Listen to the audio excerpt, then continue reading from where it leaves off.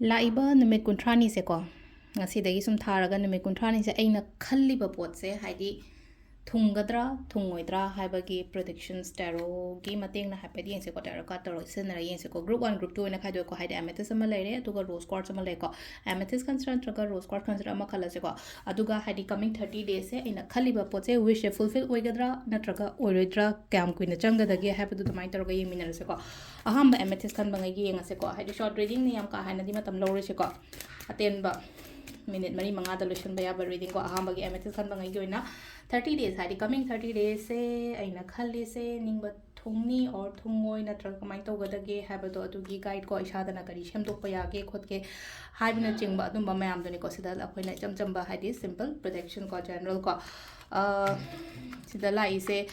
कनो तौ चेक्सलो यामनाको चेक्सलो हाइदि पैसा नुसा यारिङै कनो तौबिदबो कोपिदबो अदुमाइनगुम्बा लैको खुदोंग चाबुनि खरदि लाकनिको खुदोंग चाबसु लाकनि हईना हई सिंगोन हाइको सिलाइसेको हई सिंगना चटप हंदकी था अइना खलिबोदे निंगबदि थुंगोने लाइको मैनिफेस्टेशन गुम्बा कईगुम्बा याम तौबियो सिलाइसेको हाइदि मैजिशियन का लाइसु मैजिशियन का लापदे निंगबा कोटपा थुंगबा मिंगोंदा थाजबा यादेको हाइदि अइना तौरोइदबा पोदना हारगदि मिंगोंदा ट्रस्ट तौबा यादे नपोना चे याम चेक्सलोन हाइको नपोना चे याम चेक्सलो पैसा नुसा लोइसनगनो अइना खलिबा अइना निंगिबदुदि थुंगनिको अदुदा नतना हाइताराको अतोप अतोप खुदोंग चाबगुम्बा कईगुम्बा खरसु लाओ हाइना पीरिको अदुदुना मिंगोंदसु फुल्ली ट्रस्ट तौबदि यादेको हाइदि मिसिदा लेंको मिंगोंदा थाजदबा मिंगोंदा यामना ट्रस्ट तौदबा अमा अदुगा प्लस पैसा नुसा याम का हाइना एक्स्ट्रा अननेसेसरी एक्सपेंडिचर गुम्बा कईगुम्बा तौदबा अदु नत्रगदि अदुगे अइना जे हाइजेजेको हाइदि मेजिशियन लाकपनिना हाइदि मैनिफेस्टेशन गुम्बा कईगुम्बा तौ मतमदा अइना खलिबा अइना निंगिबदो डेफिनेटली को फंगनिको सोइदना अदो सिसे एप्रिल मैनिफेस्टेशन तौरेन खलजे हाइदि डेफिनेटली मेगुम्बा कईगुम्बा अदुमाइ तौरको 1 की साइन अमा लाइसे हाइदि 1 मंथ गुम्बा चंबे याइ नत्रगा केनोगुम्बा तौबे याइको अदो सिदा लैरे अखोइगी अहांबगी एमेथिस खनबंगैगी ओइना रोज क्वार्ट्स के मु येंगसेको रोज क्वार्ट्स खनबंगैगी ओइना हाइदि कमिंग 30 डेज से अइना खलिबा अइना निंगिबसे फंगनी और फंगोय हाइबगी को अमाइ तौरगा हैप्पी येंगसेको हाइदि अइना खलिजो विश फुलफिल ओइगदरा नत्रगा ओइरोइदरा हाइबगी सिंपल रीडिंग को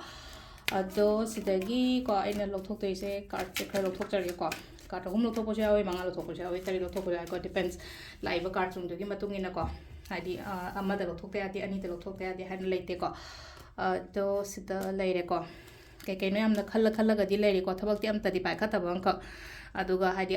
सिदसु लैनको सिदसु खा चेक्सनबा अमसु दरकार ओइ सिगी ओइना हाइरगसुको पैसा नुसा हाइना सेनौ गुड न्यूज गुम्बा कईगुम्बासु लाकनी लम चटपा खोटपा खरमसु पीरी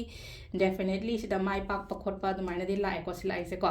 माइ पाकपा खोटपा लाइसे अदुगा अमनम काइन तौगेदा जून गुम्बा कईगुम्बा साइदगी याम फगनिको सिलाइसेको हाइदि अइना 30 डेज से कमाइना हाइदि दाउ केनो अइना निंगिसे थुंगदरा थुंगोइदरा हाइरगदि 30 डेज से महुतान हारसनेको अखोइगी कमिंग